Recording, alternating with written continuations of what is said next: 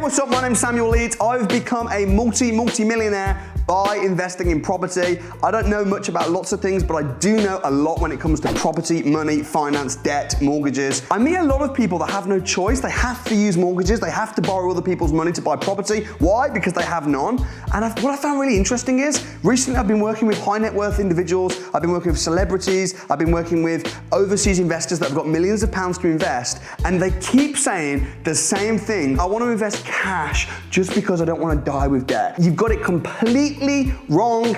And in this video, I'm going to be explaining why you've got it wrong and why you should be using mortgages, even if you don't need to use mortgages. Even if you're a multi-millionaire, Donald Trump, you might not like the guy, you might think he's a complete jerk, but you can't deny he's very, very wealthy, multi-billionaire. Guess what? He is one of the most high debt worth individuals as well as high net worth individuals. He has got a lot of debt. So don't think debt and legacy are separate. Don't think debt and being a billionaire are separate. They're completely not. We're going to take two scenarios. Scenario number one is you're 30 years old. You've got £1 million to invest. Congratulations. You've obviously worked really hard or you've done something great. You've got £1 million. You want to invest it without mortgages. And then the other case study is that you're going to invest it and you're going to utilize mortgages. And let's see what happens at the end of both of their lives, assuming that they die young and they die at 60 years old. Person number one is they use the £1 million. They buy a house worth £1 million, they buy it for £1 million, they get a 10% rental yield, and they're renting the property out for £100,000 per year. Now, of course, there's going to be some expenses on that £100,000 each year, but at least you're not going to have to pay mortgage interest payments though, right? Your plan is you're just going to rent this property out, get a nice little income off of it, and then in time wait for it to go up in value to leave a legacy for your children. Now, if you're buying in the UK, in Britain, it's pretty safe to say that the property is going to go up in time because we're in a very small island. There's a massive shortage of houses, there's an overpopulation of people, and historically property prices in Britain tend to double in value around every 10 years. So you buy this property for cash, 30 years old, and then in 10 years, it's worth £2 million. Fantastic. And then let's say you're now 40 years old and you wait another 10 years and nothing happens to the property. It stays pretty static. There's some problems going on. We have World War III. Who knows what happens? And then at 50 years old, it doubles again and it goes from 2 million to 4 million. Very, very likely. And then you die and you leave your children a property worth £4 million with no mortgage. Your net worth is £4 million and it's producing a rent. The rent would have probably gone up at least in line with inflation, but let's just for argument's sake say the rent is still £100,000. That is option number one.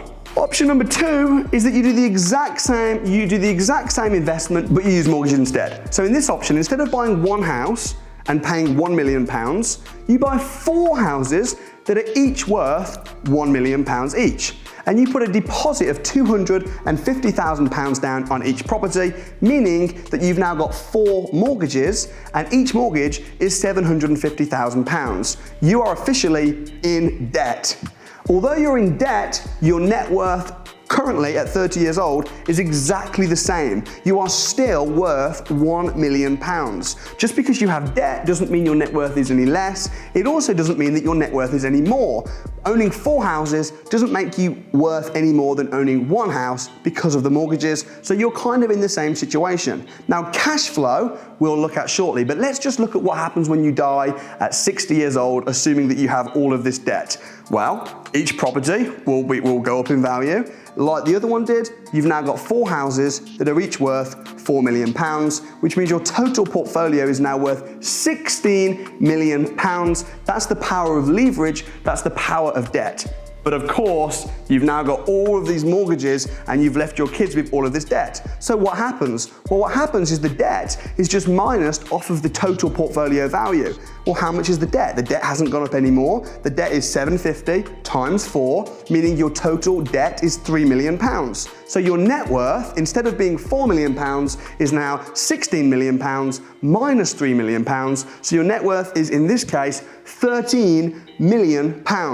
Because you used debt, you now are more than 3 times as rich as the person who didn't utilize debt. So it just logically makes sense, instead of buying 1 house for cash, to buy 4 houses, utilize debt. You're going to be a lot richer doing that.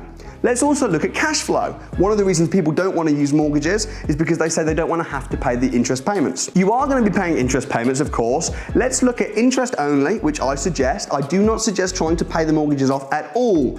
Any money that you would usually typically want to pay the mortgages off, you should be using to buy more houses and putting more deposits down, leveraging more money, getting more debt, and also growing your net worth. You've got 4 houses, each are producing a gross annual rent of £100,000 a year, which is 10% yield, which is very, very reasonable. So of that £100,000, how much are you going to have to be paying on the interest payments? Well, right now, interest payments are around about 3%. You can fix interest payments for quite a long time, but let's be conservative and let's say that the interest payments are 5%. Well, 5% of £750,000, which is the debt on one house, is £37,500. You're not just going to have to pay £37,500 per annum once, you have to pay that much per property. So £37,500 for properties means that you're going to have to pay £150,000 per year just on mortgage interest payments. Isn't that dead money? Why would you want to pay £150,000 a year on interest payments?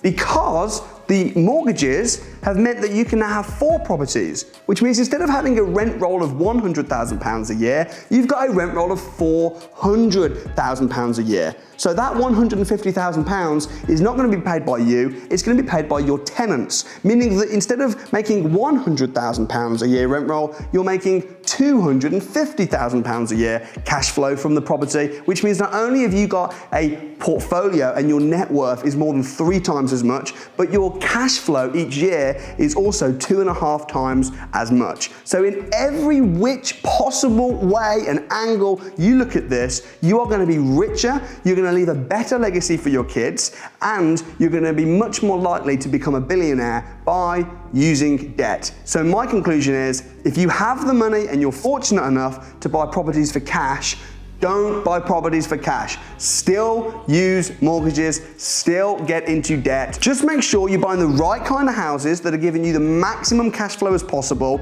You fix the interest payments as long as they can. You risk assess everything and always have a plan. If you're a celebrity or if you are a business person, you've got millions of pounds in the bank and you want to chat and you want some help or you want some advice, then please get in touch with the team. I'd love to hear from you. If you like the YouTube channel, please don't forget to subscribe, smash that like button. I did a whole video, good debt, bad debt, whatever. You can do that right here. Also, if you want to come on down to the crash course, if you want to meet me one-on-one, very, very expensive. If you want me to come and speak at your event, it's very, very expensive. Crash course, learn everything for free. You can do that right here. I'd definitely get booked onto that if you haven't been. And also subscribe right over here. Thanks so much. I'll see you next time.